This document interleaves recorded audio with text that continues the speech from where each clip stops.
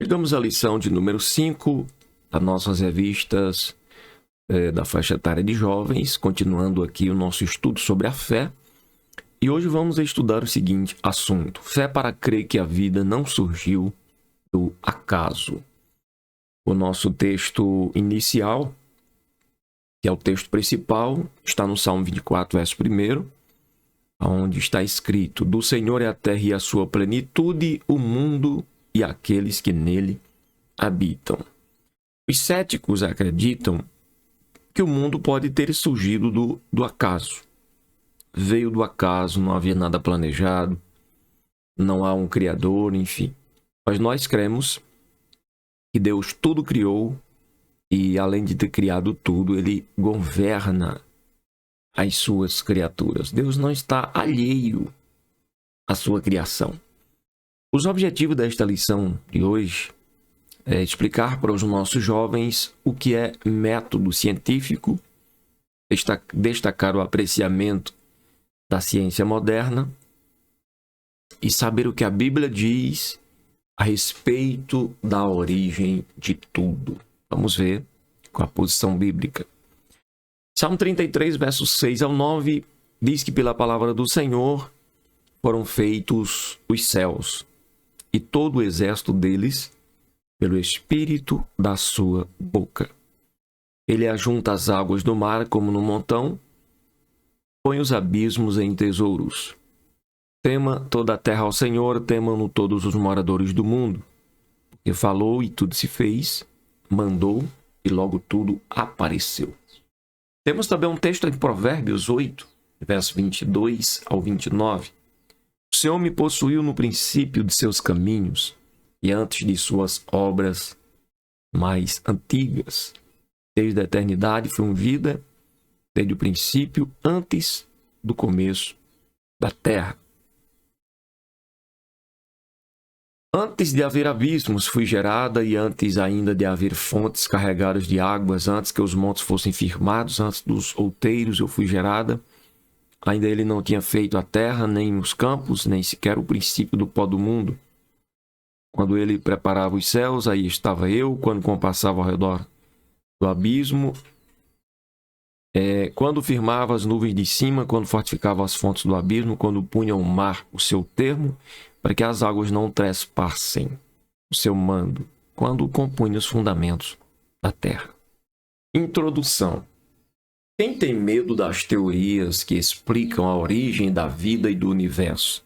Nós não temos receio de estudá-las, pois cremos que Deus criou e sustenta o universo e a vida.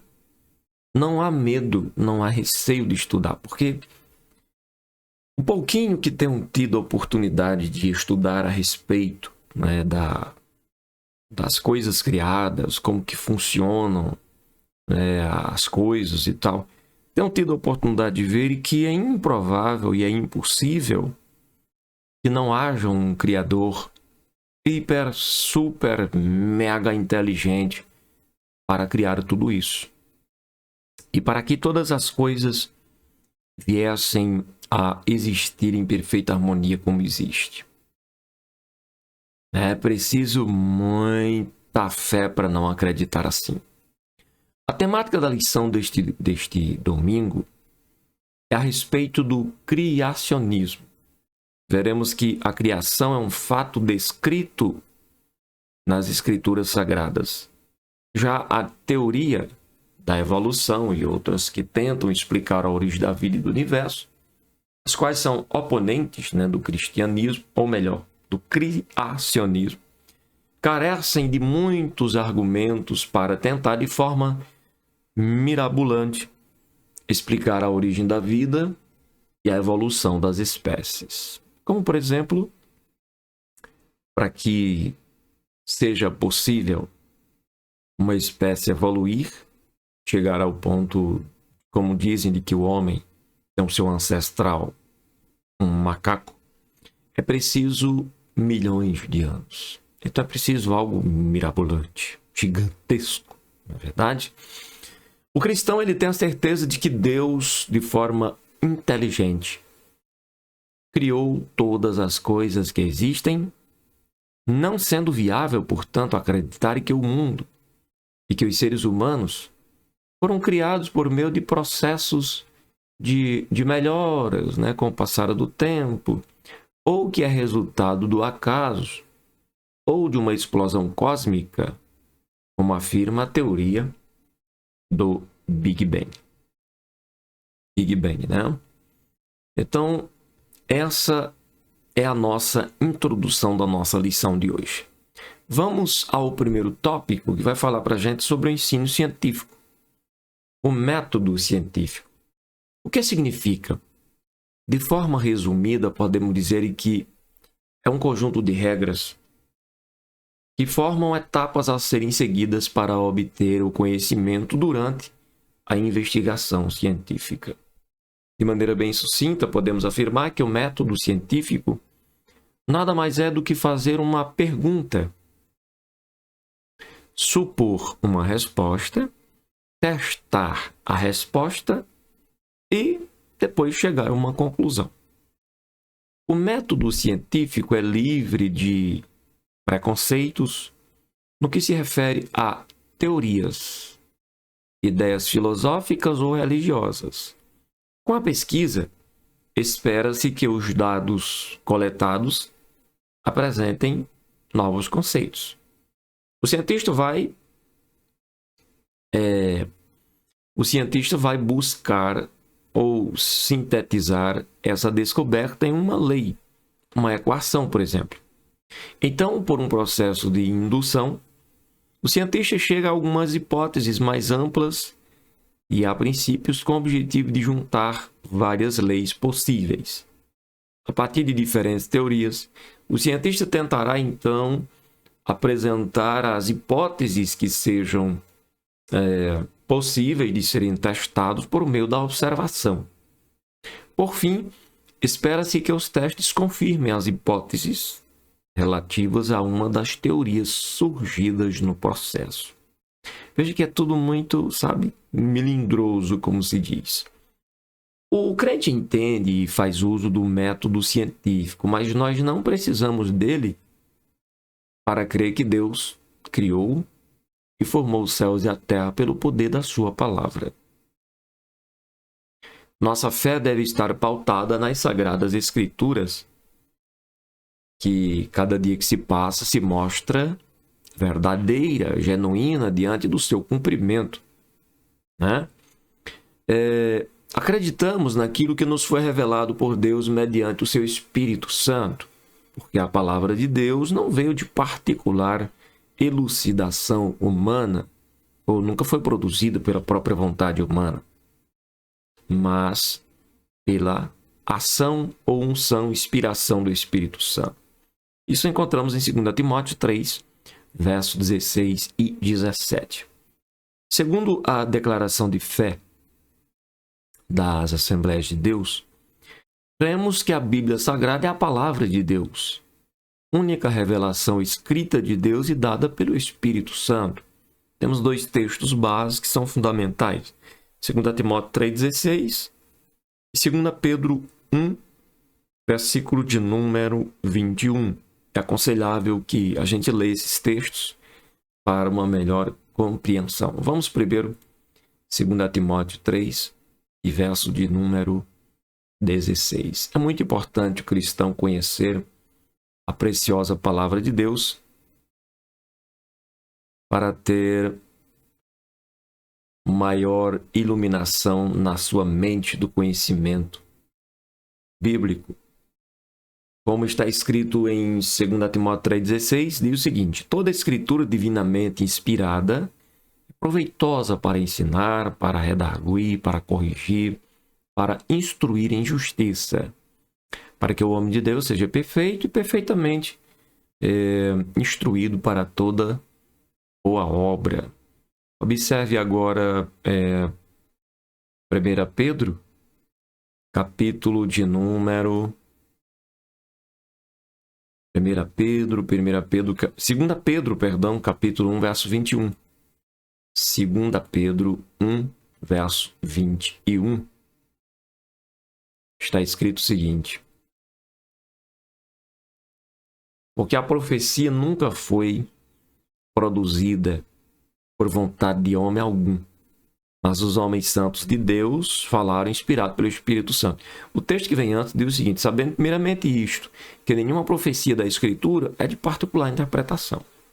Então, o que temos em mãos hoje não é produto da imaginação humana. E isso pode colocar sobre prova, né? É o que tem acontecido ao longo dos anos. As pessoas têm colocado a Bíblia à prova, a testes, e tem se feito, inclusive, até escavações para tentar negar sua eficácia, porém, ela se confirma. Por quê? Porque é a palavra de Deus. Então, não vivemos uma fé baseada em experiências humanas particulares, ou baseada em eu acho, aquele outro acha, o fulano acha que é isso. Não. A Bíblia é a nossa regra de fé e prática. E quando posta em prática, faz bem para todo mundo. Não somente para o praticante, como aqueles que estão por perto. Mas do que se ocupa a ciência? Segundo o dicionário Antônio Ruais, é um corpo de conhecimentos sistematizados, adquiridos via observação, identificação, pesquisa e explicação de determinadas categorias de fenômenos e fatos, e formulados metódica e racionalmente. Mas como explicar a fé? Como explicar Deus? Não temos como explicar utilizando a ciência ou tentar observar Deus. É difícil. Nem um Hubble, nem um famoso telescópio seria capaz de observá-lo, né? Nada disso. Por mais que existe até pessoas que fazem comentários, põem vídeos à disposição nas plataformas, né? Dizendo, porque o satélite mais avançado que o homem já lançou fotografou um lugar, uma luz, e quando estudar dessa luz, dá uma aparência com a Nova Jerusalém Celestial. Nada disso, é só conversa furada. Nunca o homem vai conseguir chegar ao ponto de observar aquilo que não é observável a olho humano.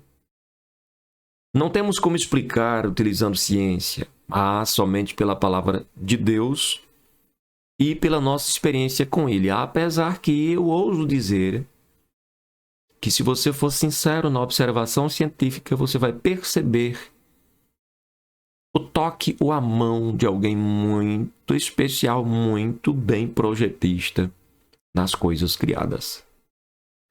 Quem conhece a Deus pode crer na sua existência e no seu poder criador. Criar e manter. A Bíblia afirma que Deus mantém todas as coisas no seu devido lugar. Ele sustenta todas as coisas pela palavra do seu poder, como aparece em Hebreus 1, verso 3. Ele não apenas criou, mas ele também zela pela segurança da criação. Isso é fato. Pense comigo, imagine um planeta belo como é a Terra, sem uma camada de ozônio.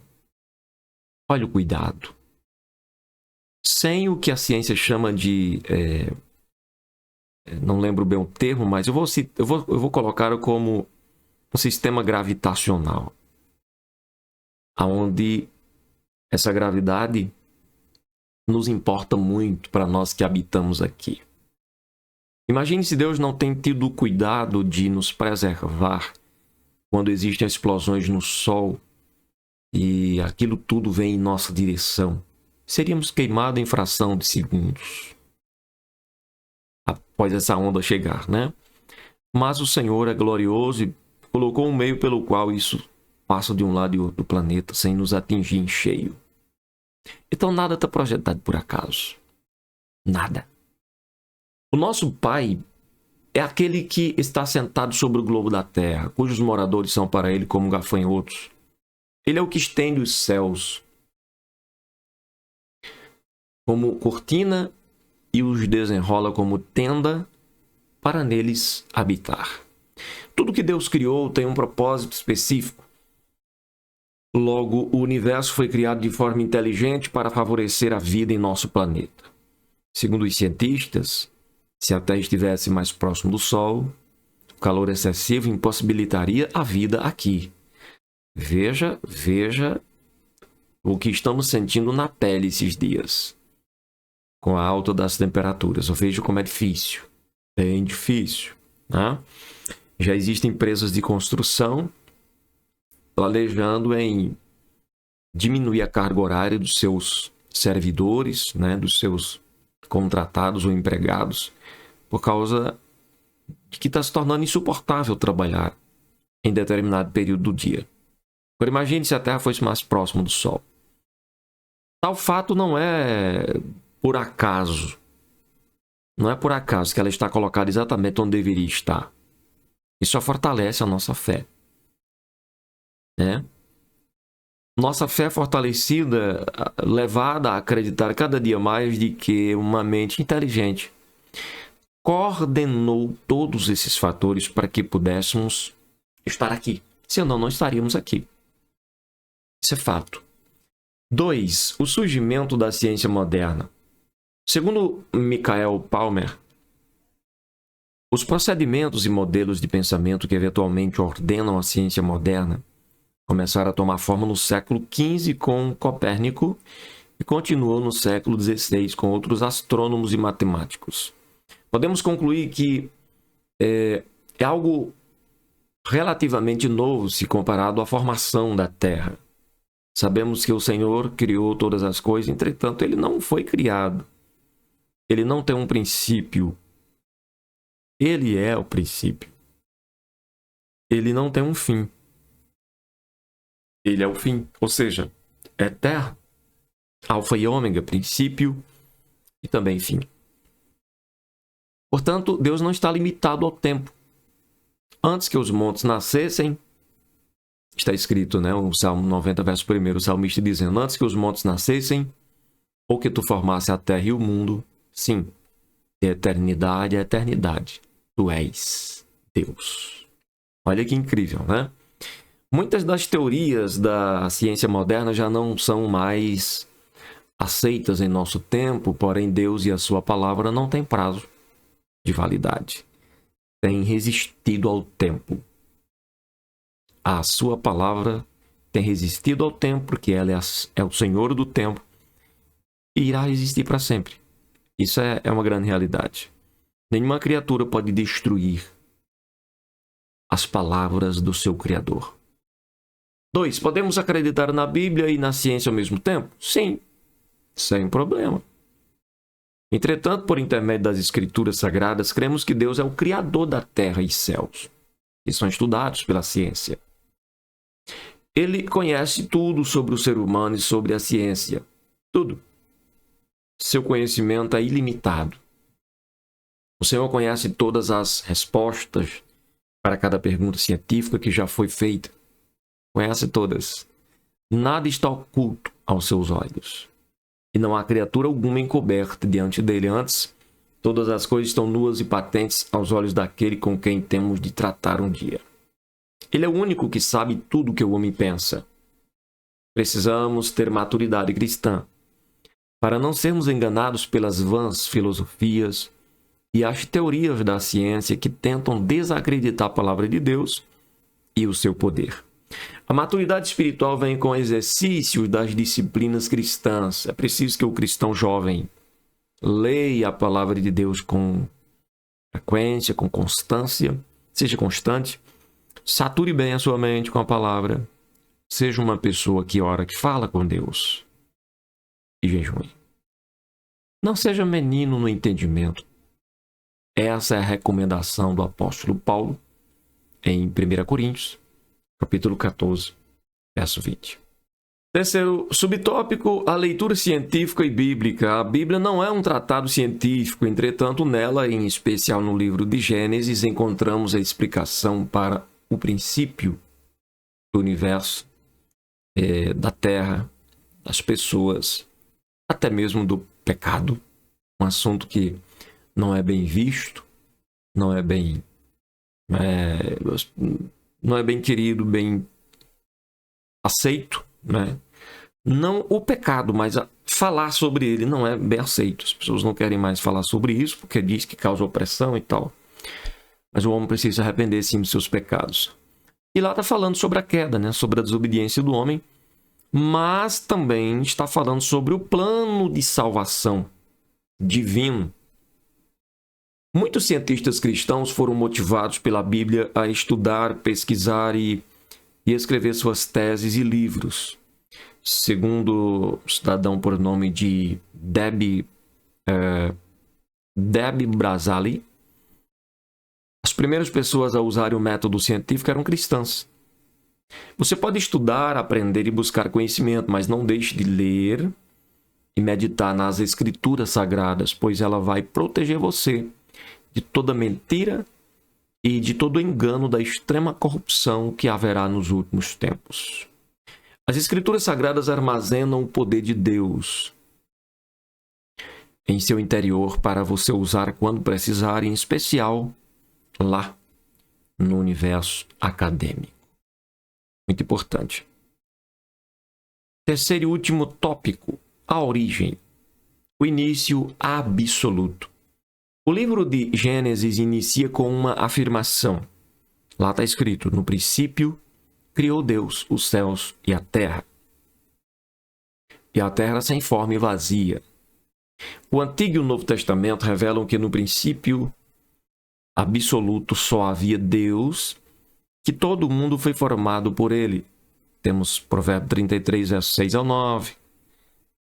Salmo 33, versos 6 ao 9. Provérbio 8, versos 22 ao 27. Isaías 48, versos 12 e 13. Colossenses 1, 15 ao 17. E Hebreus 11, versos 3, que já citamos. Einstein, um renomado cientista, reconheceu a presença de um poder racional superior. Quem seria esse? Ele era muito inteligente. Por isso reconheceu que alguém infinitamente maior criou todas as coisas. Newton descobriu a lei da gravidade, mas não a inventou. O criador dela é quem? Deus.